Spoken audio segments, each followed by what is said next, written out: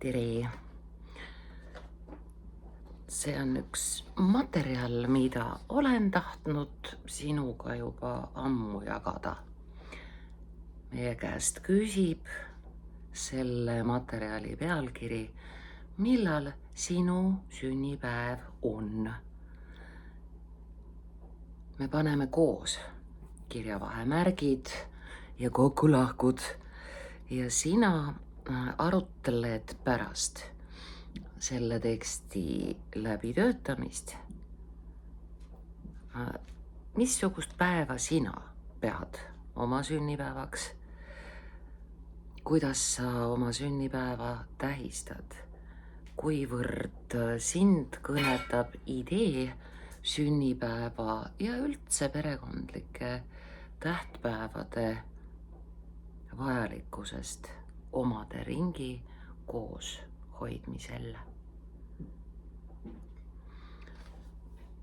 Kui me kirjutame sõna sünnipäev, siis meil on selle kokku kirjutamiseks väga lihtne põhjus.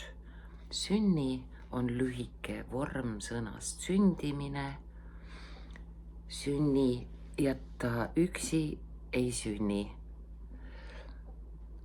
Mitmetähenduslik sõna, palju õnne meile. Olen seda lugu juba aastaid teadnud, kirjutab Kaidi Lii, kelle kunstniku nimi on Läbitähevärava.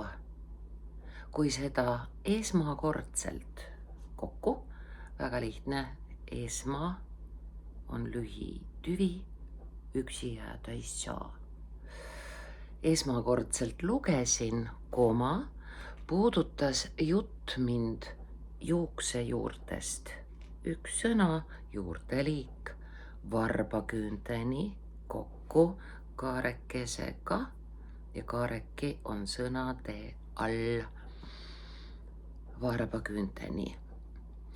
Vahepeal üks sõna, väljend.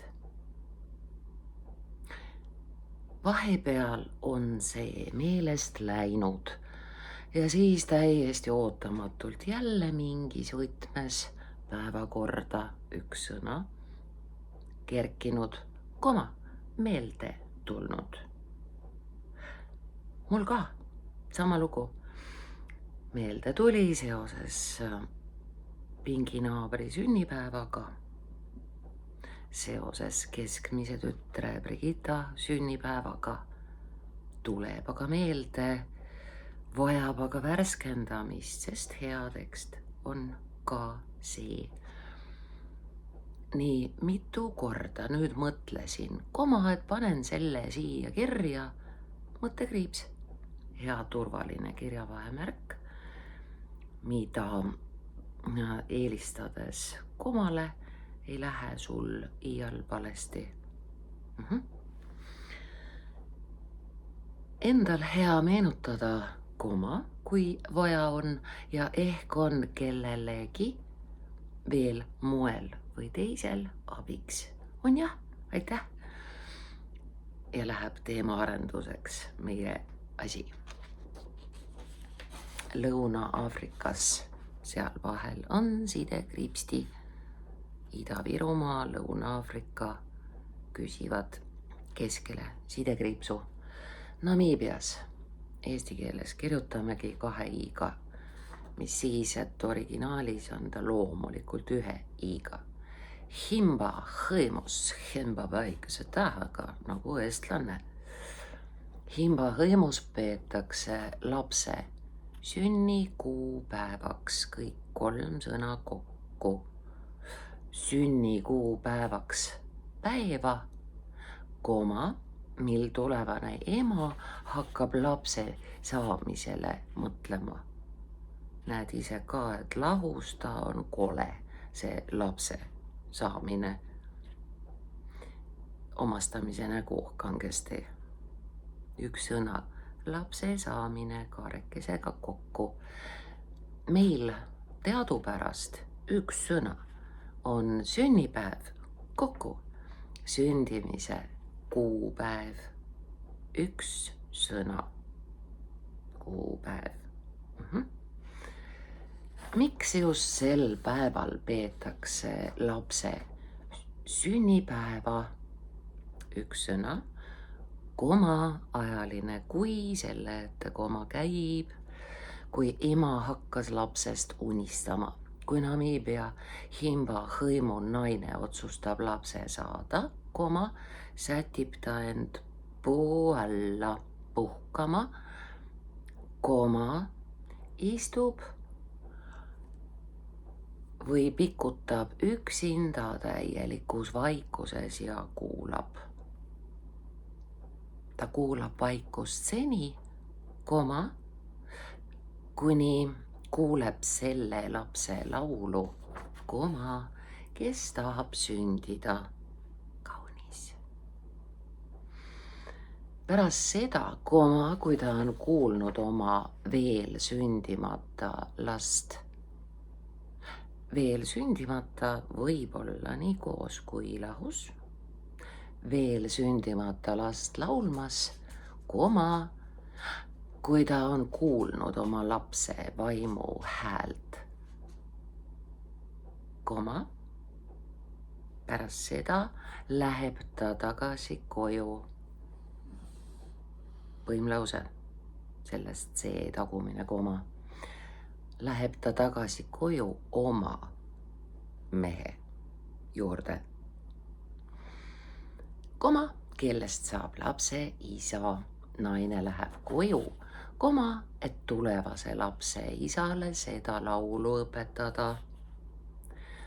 Kui isal on laul selge, siis nad armatsevad, väga kaunis sõna, et last füüsiliselt eostada, lauldes samal ajal oma lapse laulu, et teda kutsuda.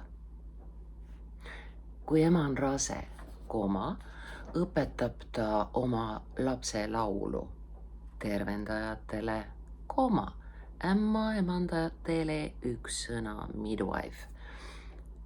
See on amet. Ämmaemandatele, külavanemale üks sõna ja teistele kogukonna üks sõna liikmetele. Kui beebi lõpuks sünnib, laulavad kõik inimesed tema ümber tema enda laulu, et teda tervitada. Beebi tegelikult tunneb seda laulu juba ammu ja seepärast tundub see maailm, üks sõna, talle juba sündides turvaline paik. Lapse kasvades õpivad teised külaelanikud, elanike liik, külaelanikud, omade ring. Ka tema laulu selgeks. Alati, tingimuslik kui, selle ette käib, alati kui laps kukub või saab viga ja ning ega või, nende ette ei käi, saab viga, meil oli põimlausesse pistetud jupike, pealause on, alati leidub keegi. Tagumise põhjus on seegi. Leidub keegi, kes teda aitab ning lohutuseks talle tema laulu laulab. Kui laps teeb midagi imelist või läbib edukalt riitusi ja elluastumiskatseid, kõik 3 sõna kaarekesega kokku. Elluastumiskatseid, laulab külarahvas, üks sõna, poolitusmärk rea lõpus, talle tema auks, tema laulu. Ja nii toimub see alati läbi kogu inimese elu. Kõik teavad üksteise kokku laule ja sellega pakutakse kiitust või lohutust. Nii on. Kui aga juhtub, see on ilma komataga. Seda juhtub harva, aga see on hiir aga hüppas, kass aga kargas ja vana aga karu lõi trummi. Ja ka see, kui aga juhtub, on ilma komata aga. Kui aga juhtub koma, et inimene paneb oma elus siiski toime mingi häbiväärse üks sõna teo, koma, kutsutakse teda küla keskele ja kogukonna üks sõna inimesed moodustavad tema ümber ringi, omad ringi. Siis laulavad kõik koos tema laulu ja tal hakkab häbi. Hõim on teadvustanud põlvkondade kokku vältel koma, et düsfunktsionaalset loomulikult kokku, mitte para, pseudo, need jupatsid käivad põhisõnaga kokku.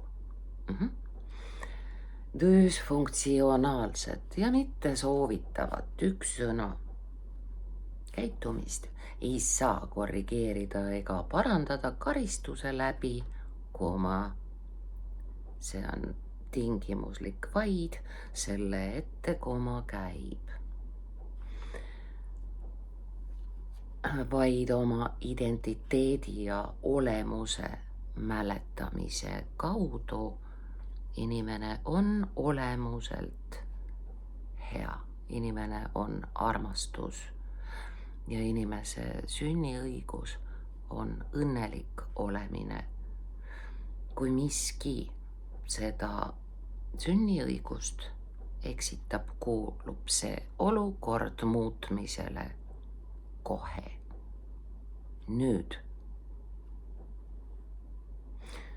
kui sa juba kord oled oma laulu omanik, koma, ei taha ega pea sa tegema midagi, koma, mis võib teisele kahju tekitada. Kui oma eluõhtul üks sõna lamab inimene oma asemel, koma, valmis siit maisest elust lahkuma, koma, teavad kõik külaelanikud üks sõna tema laulu ja laulavad seda talle viimast korda. Külmavärinad on. Ingli puudutus. Aitäh. Ja lõppsõna. See on väga võimas traditsioon. Mõttekriips. Inimest ja tema vaimu mõjutatakse identiteedi tasandil. Su olemus on hea. Sel ehk sellel, lühivorm, sel on nii sügav puudutus. Sel on nii sügav tähendus, koma, et minu leksikas kasutab Kaidi Lii sõna, mis on sõnavara. Minu leksikas puuduvad sõnad selle mõju kirjeldamiseks. Sina saad kirjeldada, sest sinul on nüüd paberi teine külg, kuhu tuleb sinu arusaam sünnipäeva tähtsusest ja sünnipäeva tähistamisest, et meeles pidada oma laulu, et hoida õnnelike sündmuste tähistamisega koos omade ringi, et õnnistada oma esivanemaid, oma ema ja isa, kes kuulasid sind, kui sa laulsid ise oma laulu, andes teada, et sa oled sündimas. See on sinu laul. Õnnelikku kirjutamist ja tähistamist. Tšau!